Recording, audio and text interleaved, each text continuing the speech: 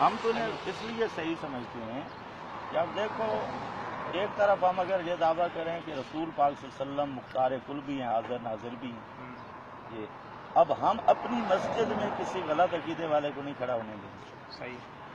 اور یہاں اگر یہ مسئلہ ہے تو رسول پاک صلی اللہ علیہ وسلم کی مسجد کعبۃ اللہ، تو پھر یہ اگر اللہ تعالیٰ کی ذات پر بھی ہوتا ہے کہ جب حضور علیہ السلام نے اعلان نبوت نہیں فرمایا تھا 360 دن جو ہے نام تعلق ہوتے یعنی آپ کیا کہنا چاہتے ہیں آپ کی آمد کو کوئی مقصد نہیں ہے، جب آپ آ گئے کعبہ پھر بھی دکھوں کے ساتھ بھرا رہے گا نہیں یا پاک ہوگا؟ لیکن یہ تو یہ الزامی جواب ہے، یہ الزامی جواب الزامی ہے. نہیں، دیکھیں آپ وہاں لے کے جا رہے ہیں بعثت سے پہلے، ہاں نا.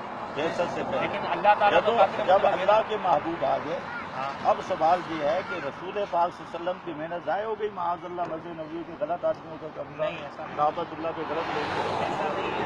دیکھیں اللہ تعالیٰ اور پھر اعلیٰ حضرت نے حدیث لکھی عبداللہ ابن مسعود رضی اللہ تعالیٰ یزید عنہ. کے معاملات آپ کو پتہ ہے کہ یزید نے کیا معاملات کیے یہ تھے؟ تو ہمیں ملا نہیں ہے. نہیں آپ کو بتا دو، تاریخ پڑھی ہوگی آپ نے. یزید کے متعلق یہ کوئی فیصلہ نہ قرآن میں ہے نہ حدیث میں ہے کہ وہ کیسا آدمی تھا. یزید کو آپ کیا کیسا کہتے تھا؟ ہیں؟ ہمیں تو ملا نہیں. نہیں آپ کیا کہتے ہیں؟ آپ نے پڑھا تو ہوگا نا. ہم نے یہ پڑھا ہے، ہمارے امام صاحب رحمۃ اللہ علیہ، ملا علی قاری علیہ رحمت، ان کی شرح فقہ اکبر ہے، ہاں انہوں نے لکھا ہے کہ ہم سکوت کرتے ہیں، ثبوت ہے نا.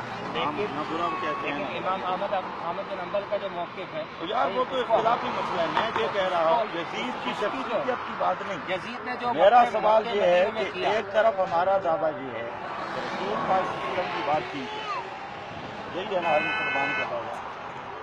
یزید نے جو کیا تھا اچھا، اور یار یزید کو چھوڑو، تو وہ بھی تو حضور یعنی کے آپ بعد ہی کیا کیا نا. کہنا چاہتے ہیں کہ اب یہ جو رسول اللہ صلی اللہ علیہ وسلم کی مسجد کے لوگ ہیں اور کعبۃ اللہ کے لوگ ہیں یہ گستاخ رسول ہیں؟ یہ میرے نزدیک گستاخ رسول ہے. تو پھر آپ جہاد کیوں نہیں کرتے ان سے؟ آپ ان سے جہاد کیوں نہیں کرتے؟ طاقت نہیں. طاقت نہیں، کیوں؟ کھانے کی طاقت ہے صرف حلوہ کھانے کی. آپ کو میں نے نا غلط سمجھ کے میں آپ کو سنی سمجھ کے آیا. میں سنی ہوں، پکا سنی ہوں، لیکن آپ کی طرح بدتی نہیں ہوں. سنی سمجھ کے آتا لیکن میں پکا سنی ہوں، پکا الحمدللہ.